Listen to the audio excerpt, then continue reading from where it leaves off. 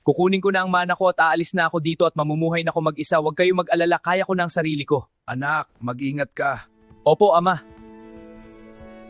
Magsimula na tayo. Marami akong perang minana sa aking ama.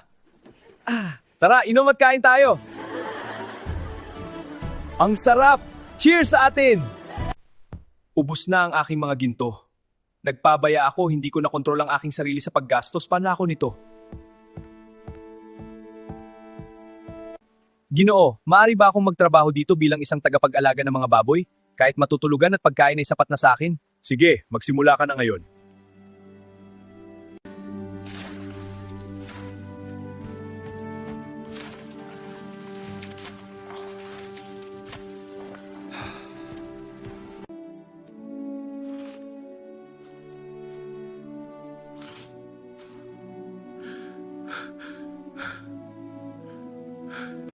Sobrang hirap na ko samantalang sa amin ay maganda ang aking buhay.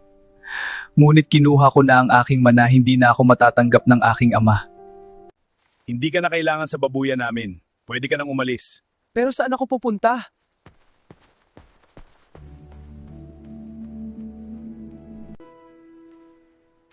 Saan ako ngayon pupunta?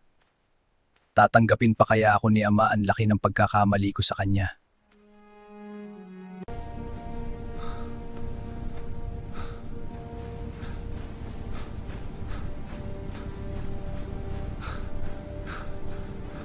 Ama, patawarin mo ako sa aking nagawa. Bumangon ka dyan. Narinig nyo? Nagbalik na ang aking anak. Ihanda ang malaking salo-salo!